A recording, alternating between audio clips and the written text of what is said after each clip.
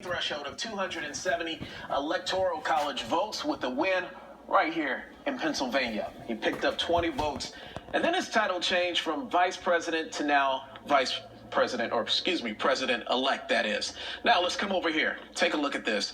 Arizona, we're still waiting on those numbers to come in, but Biden also picked up Nevada with 6 votes. Now here's why that is very important. That makes his lead a bit more comfortable, as several key states could be headed toward recounts. Deborah? All right, Julian, thank you.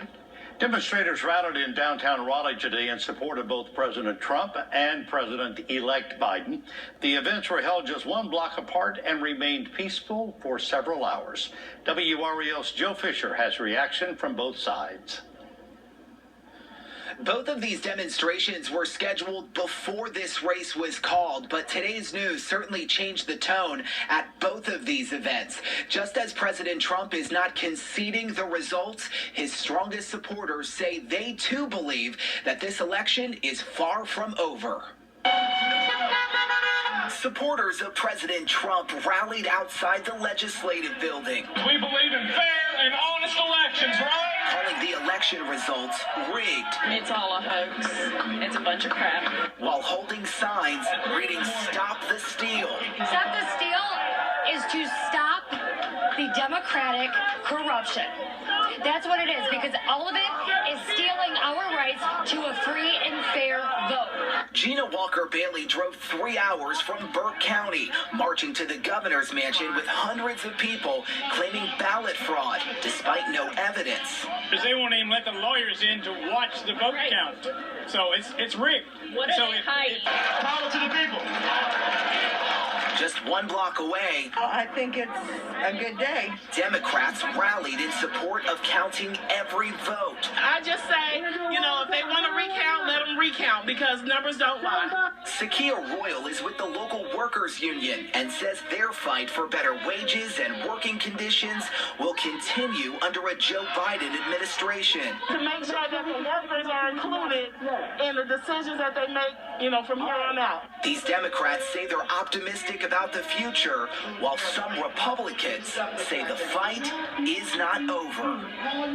And as this process plays out with lawsuits and likely recounts, both sides told me today that they plan to continue having a presence here in downtown Raleigh.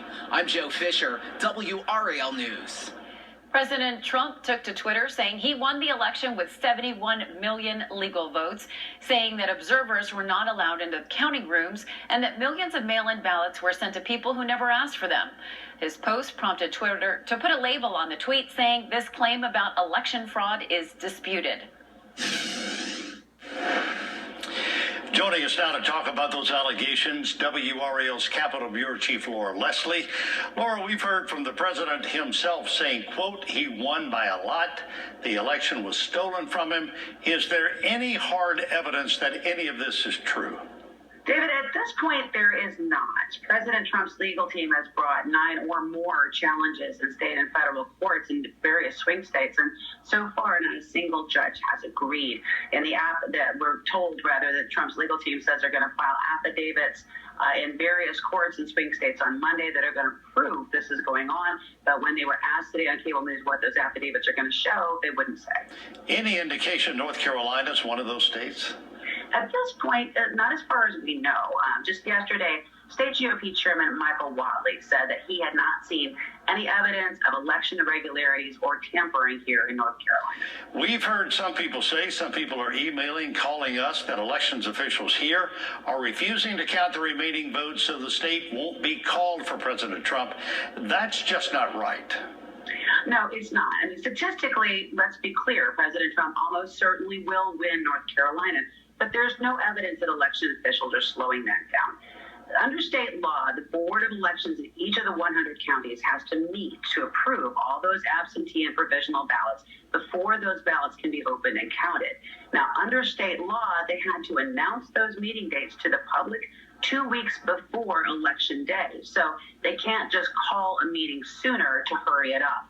9 counties had already scheduled meetings yesterday. They've started processing some of those ballots, but the rest are not scheduled to start that process until next week. And in the meantime, the date to finish up the count has now and has always been 10 days after the election, that is this coming Friday.